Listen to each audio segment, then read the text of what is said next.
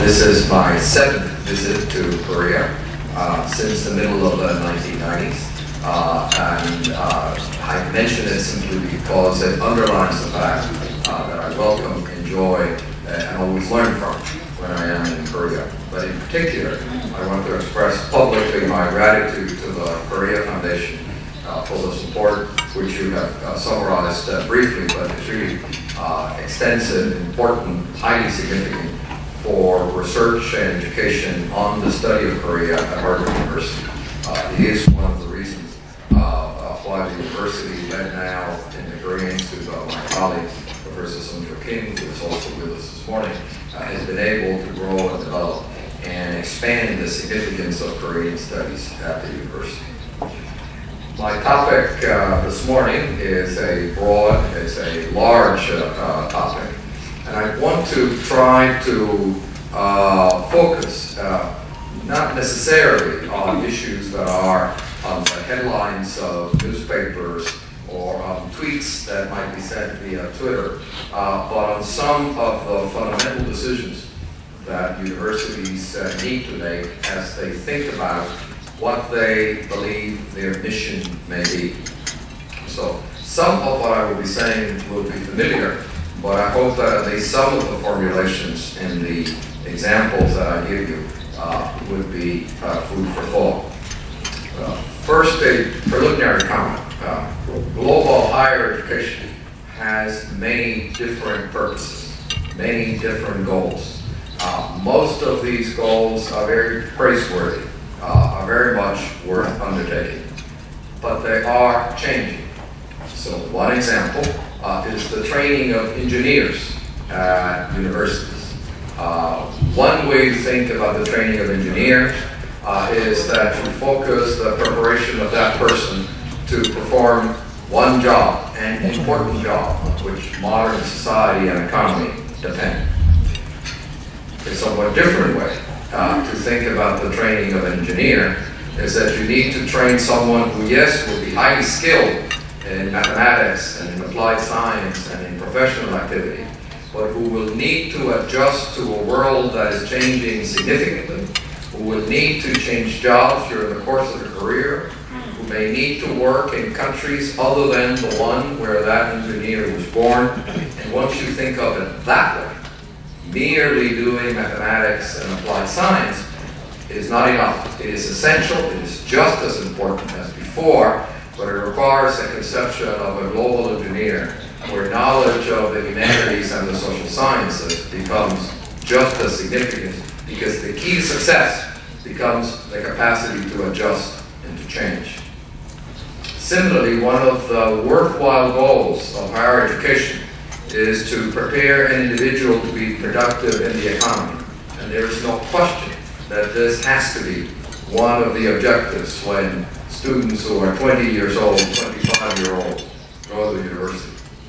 But in the world in which we live, in worlds that not only try to be prosperous but also democratic in the sense of enhancing and empowering the capacities of individuals to lead their full lives, being productive is just as important as before, but it is not enough. We want those individuals as well to be capable to participate in civic life, to engage in the life of a political system, to enjoy the arts and the music, to be able to realize himself as a full individual, and just being productive, important as it is not enough.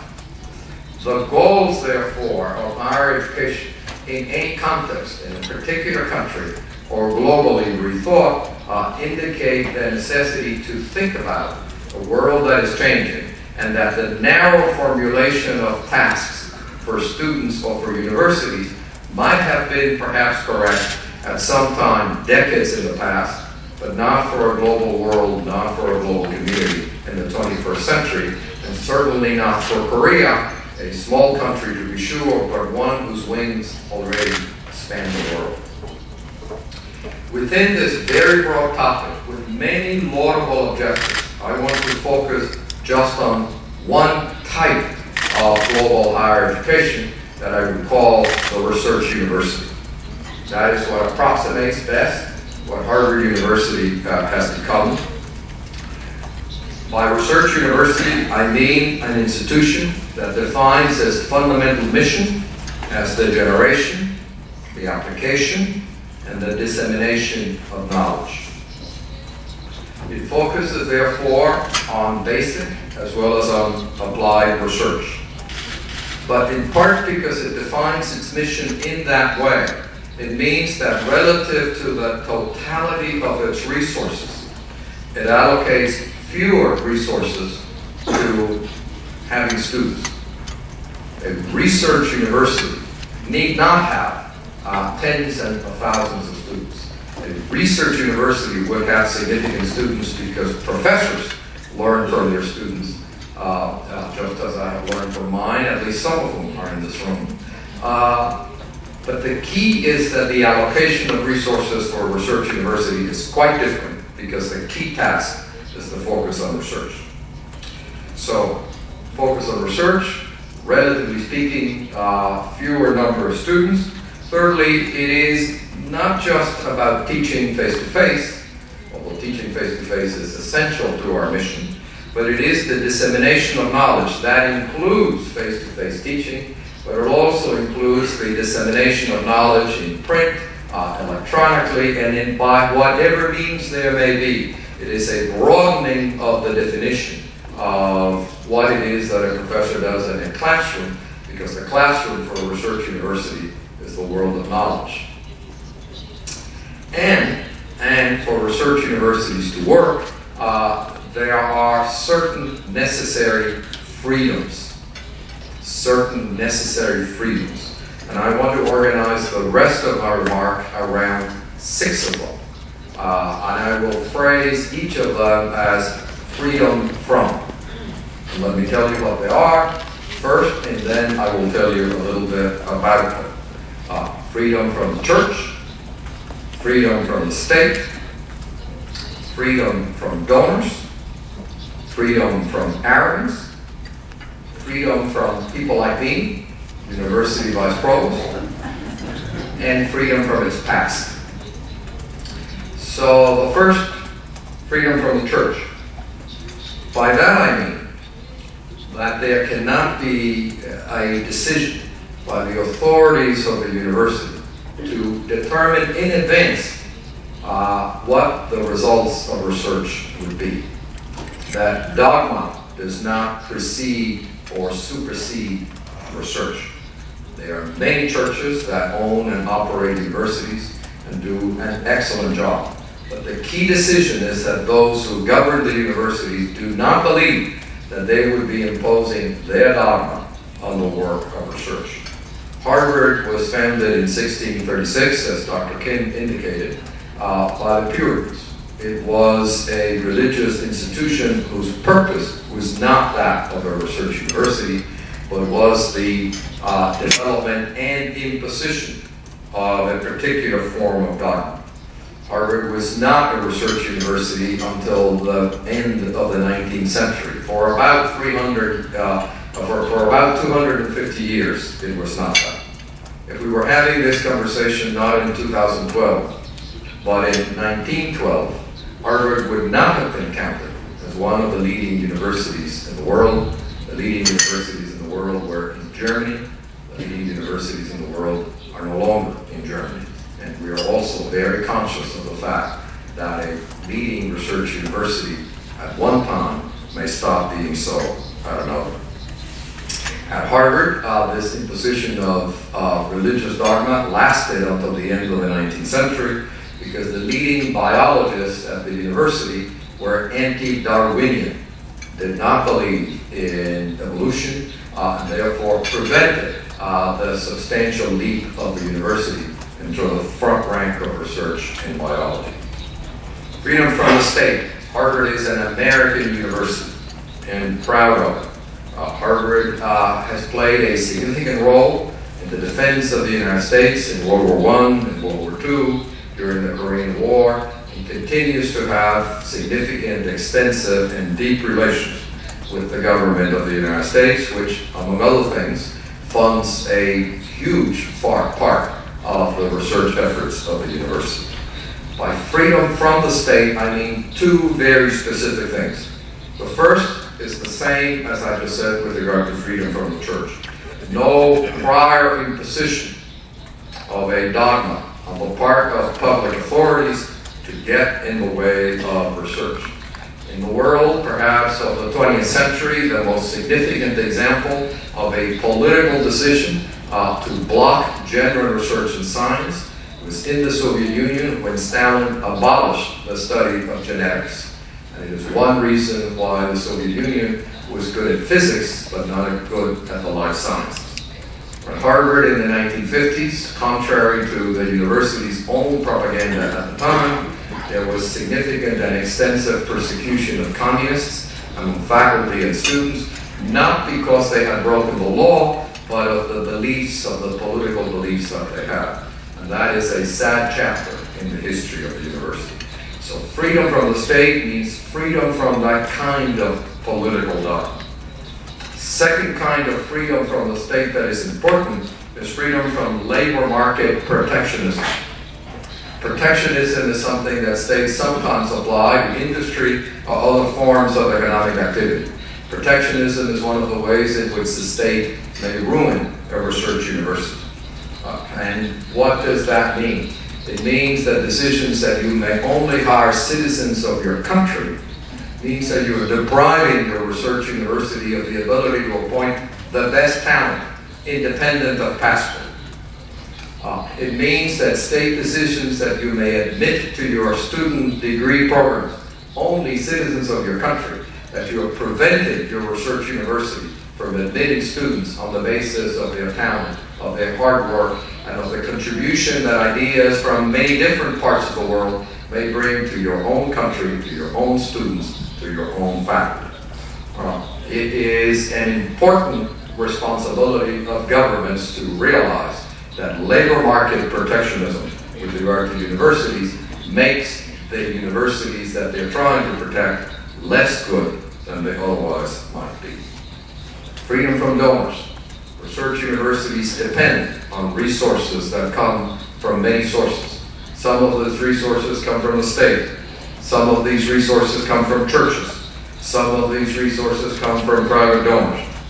Harvard University could not exist without funding from the U.S. federal government or funding from alumni and donors from all over the world.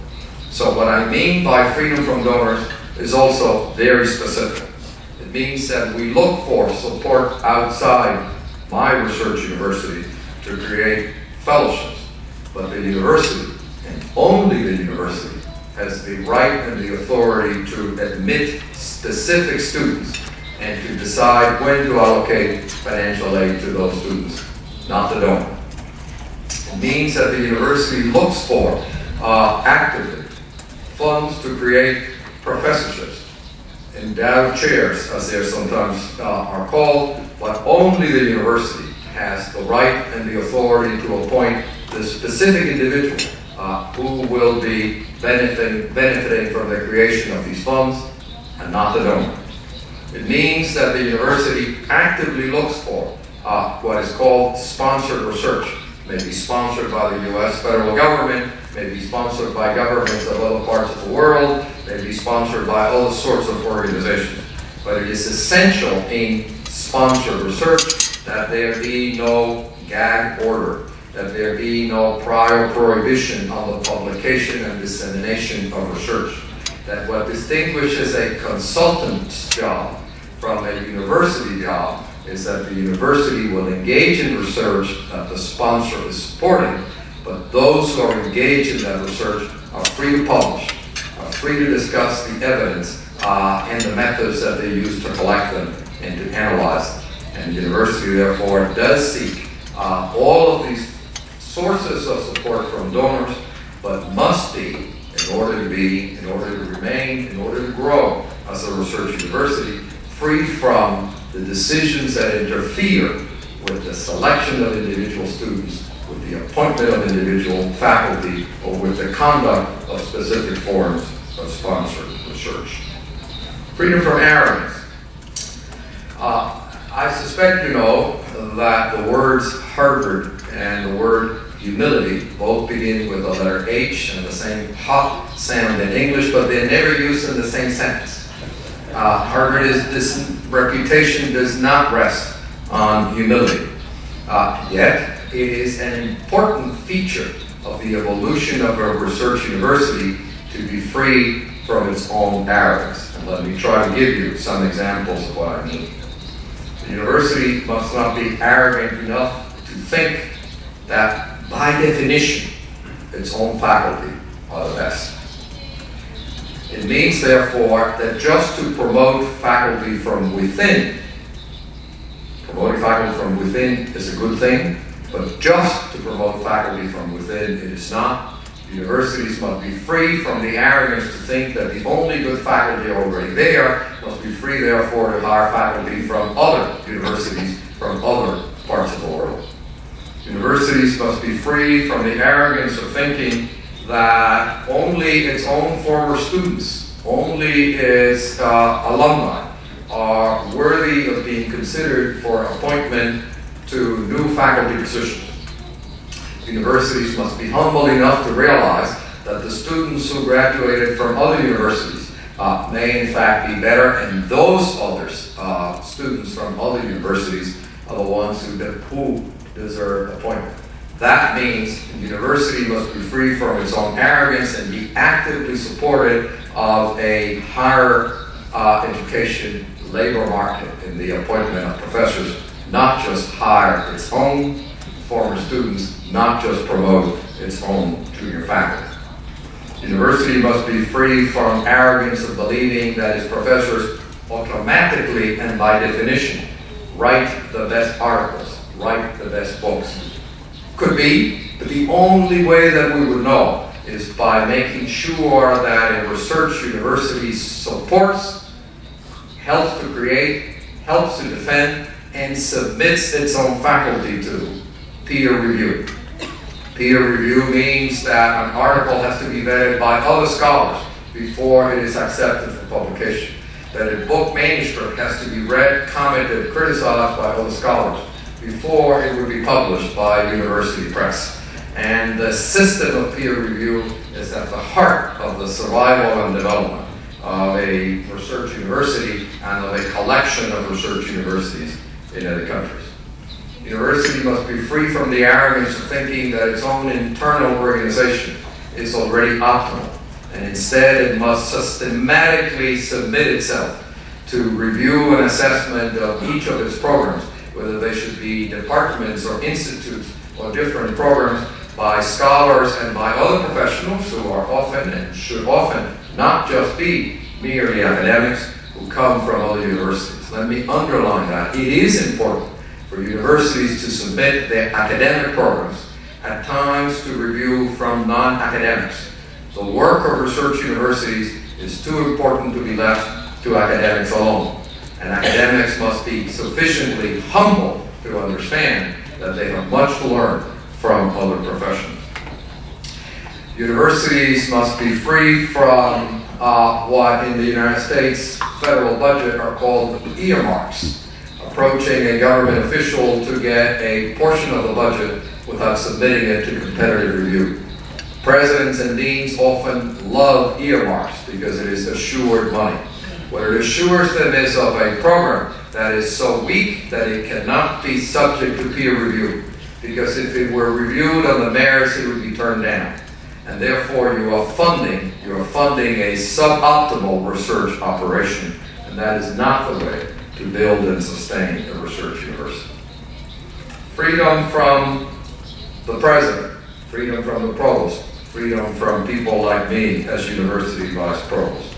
By that I mean, I, as university vice provost, should not have the right, should not have the authority to order a professor at the university what that person should be doing or how should that person conduct research. Academic freedom must be professor-centered. Professors, and only professors, are the ones who should be able to choose the topics on which they will work, the methods that they will employ to develop them. They are the ones who must design the research, the hypotheses, the arguments and gather the evidence. If they're no good, they do not get promoted. If they're no good, they're not going to be hired.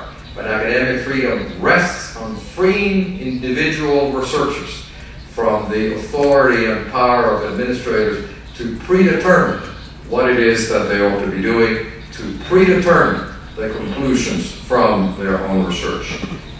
It must be important for academic freedom to be subject to the system of peer review that I described in order to guarantee its quality. But independence from the university's own authorities is an essential feature of a research university. No one should be compelled to do research that they would not choose to do on their own. Finally, freedom from its own past.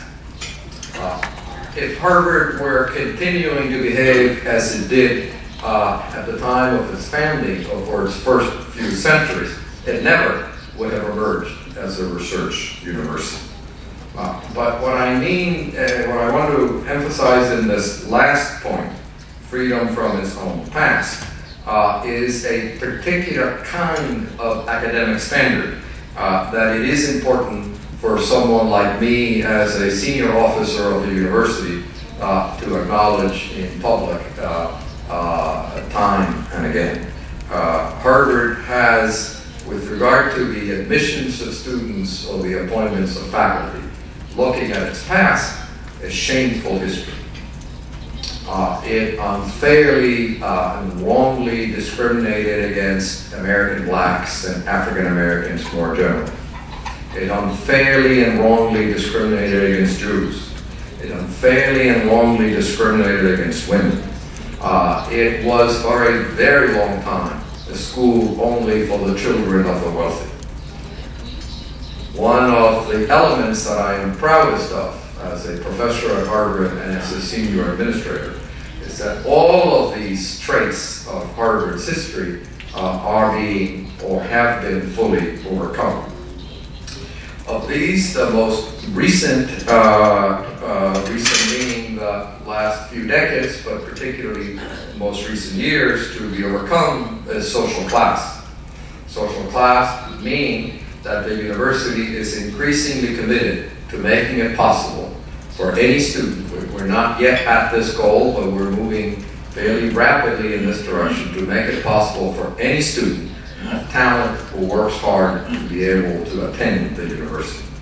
But social class interacts with what is, for research universities throughout the world, the last frontier. Not just making it possible for the poor, but for the lower middle class of my country to attend my university, but to make it possible for the poor or the lower middle class from any country to attend my university. I want Harvard to be need blind, which means that we admit students without knowing what their financial circumstances are, so that the children of the poor have as much of a chance to attend as the children of the wealthy. And I also want it to be passport blind. I wanted to be able to make these decisions on the merits of students and on their financial circumstances, not on whether their passport says United States or Germany or Korea. And so I'm particularly proud of the fact that a relatively small country like Korea already sends 289 students to Harvard. I am sometimes asked, particularly when I come to Korea, and so I incorporate it into my remarks, that perhaps a place like Harvard might think that there are too many Koreans. The answer to that, I assure you from me, is no. More importantly, I have no idea what is the right number of Koreans at Harvard, but I know that the right answer to the question is more. More. I want Harvard to be an international public university. By public university, I mean universal access. That anyone similarly situated who has the skill, the talent, the dedication, and the hard work would be able to attend Harvard and be admitted, be welcomed, and be supported financially if the circumstances indicate it. By public, I do not mean that Harvard should be subsidizing the children of the wealthy.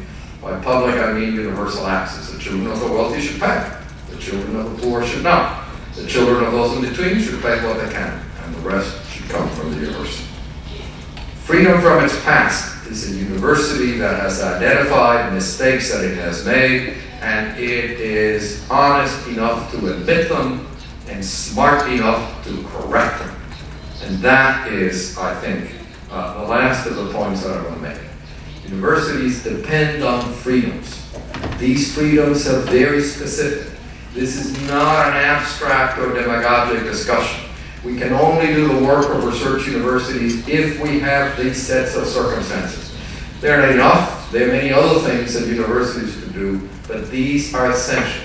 These are common traits to those places in the world, and there are now several dozen, and I hope that there will be many more, where it is possible to say that yes, the commitment is to the generation, to the application, to the dissemination of knowledge for the good of all, not just for the good of those who live under one flag, because it is in that way in which we help our students, in which we help ourselves as researchers, in which we help our country, and in which we help the world in which we live. Thank you very much.